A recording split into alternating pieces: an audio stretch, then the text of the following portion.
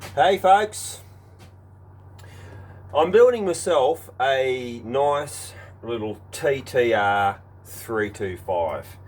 What's that? Well, that's a 2003 Yamaha TTR250 with a big bore kit. And I was halfway through building it, and I've pressed the crank together, got a new crank and rod and everything in there, got the bottom end built, and I thought to myself, holy crap, I could probably do a video on this because there'll be people out there wanting to know. Anyway, so like nothing. So when you're doing this, these kits are available from Thumper Racing. So what basically happens is you get, with the kit, you get a new sleeve, which is that. You get a new piston, you get gaskets, you get air filter, a few other little bits and pieces and stuff that you need. So what we do is we machined out the original cylinder, which had a little baby piston like that, and then fitted this sleeve to fit, which is a 325cc. Obviously it's wider here, so what we had to do is split the engine in half, get all the guts out of it, all the gearbox and everything, put it back together, and then we had to mill this section here out so it actually accepts the bigger sleeve. And once we did that, pulled it apart again, cleaned it all up. While I had mine down, I had, you know, the crank wasn't too bad. It had a couple of little score marks in here that had been run low on oil, but nothing major. But I thought, look, if I was just going to do a top end rebuild, I wouldn't worry about it. But because we're going from 250cc to 325cc, thought let's do it. Yeah, so we did that, and that's all back together now. The other thing I've done as well, which I'm not really sure if you can see it, I've ported the head. You're probably not going to be able to see in there. Let's get this operation light around there. Yeah, look at that. Ported the head, which is something that I do for a business. So that's going to really improve things as well. Yeah, so there we go. I'll just grab some bits out of the kit and show you. Yeah, I'm really sorry I didn't actually think about doing this from the word go, because I do this sort of every day of the week, you know, this sort of thing. And I just sort of take it for granted. I've built quite a few XR250s. We turn those into XR310s. They are amazing because it's the bike that Honda should have built. They just, it just takes them from a new level. Just no weight increase. You just go from a docile, easy riding bike to a bike that's got balls and reliable. And I've never had any issues with it. I've built half a dozen of them now. So anyway, getting back to the TTR kit, anyone that sort of has contemplated doing this and they've thought to themselves, oh geez, it's a bit of an increase in size. I wonder how the gearboxes and the clutch is going to stand up. I can definitely tell you from a bloke that spanners these things all the time, the Yamaha crank and gearbox is heaps more solid than the XR250, and I've never had an issue with an XR250 with the 310 big bore kit.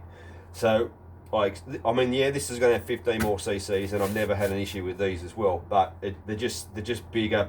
Yamaha just beef them up, you know. So yeah, here's what you get in the kit. So obviously we spoke about the sleeve. We get a new air filter, a lovely CP high comp piston. When I say high comp, it's not going to be too bad. I'm hoping for about 10.5 to 1. Nice set of rings to go with it. The instructions are not the easiest. Most people will give you a clearance point when you're boring out. They'll give you a clearance point on your piston. These guys don't. It's a fair bit of working out there to do, but like it's easy. It just takes a bit more time.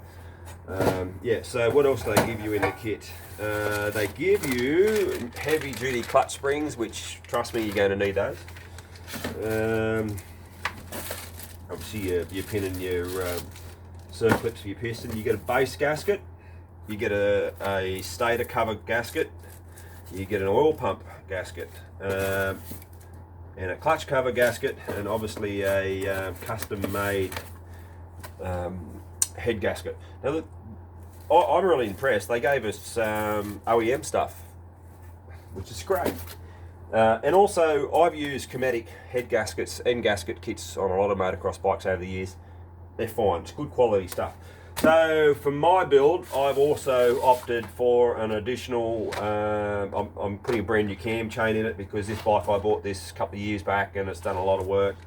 And it's just, you know, for $100 or $60, whatever it was, it's safe. It's safe. Another, I've got a little seal which goes on the end of your crankshaft in your actual clutch cover, which is your oil pressure seal. I'm putting a new one of those in. I just do that just for the sake of it, just so you know you're getting oil pressure. Obviously, because I've ported the head and cut the valves, I'm actually putting new valve stem seals in it. Yeah, so that should be really, really good. Now, what I do plan to do with this big girl is, once we got it going, it's going back together with a standard 33mm Takai carby, which, you know, look, there's nothing wrong with those. They're all right. They're a little pumper carb, but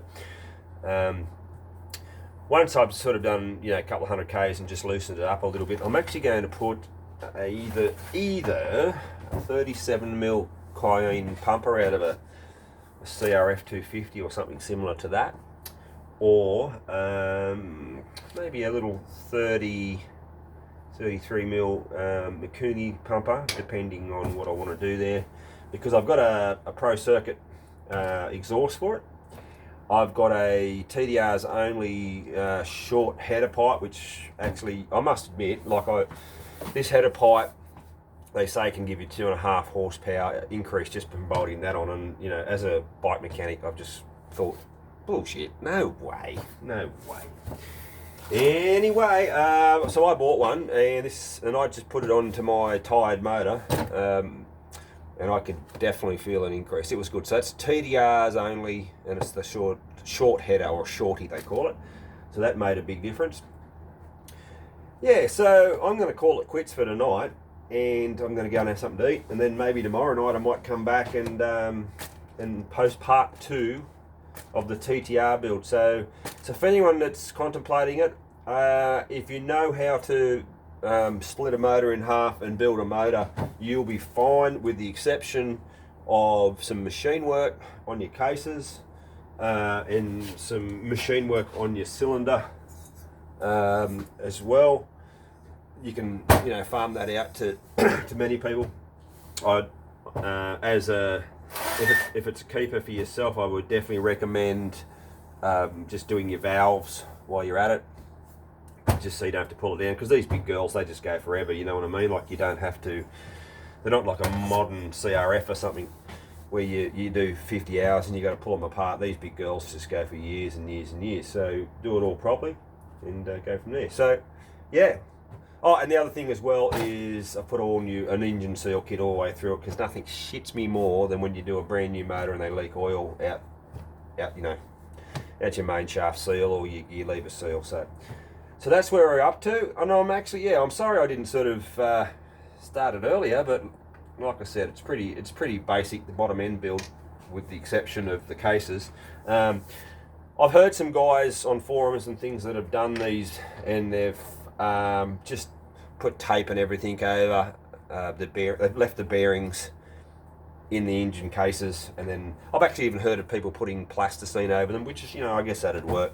For me, I heat the cases up, pull the bearings out, brand spanking new bearings. You don't have to go Yamaha genuine bearings. All the bearings in these are SKS or NKK Japanese bearings. It's, you know, Yamaha doesn't make bearings. They give specifications to bearing companies, and then they make them. So, you know, as long as you get good quality Japanese stuff, it's good.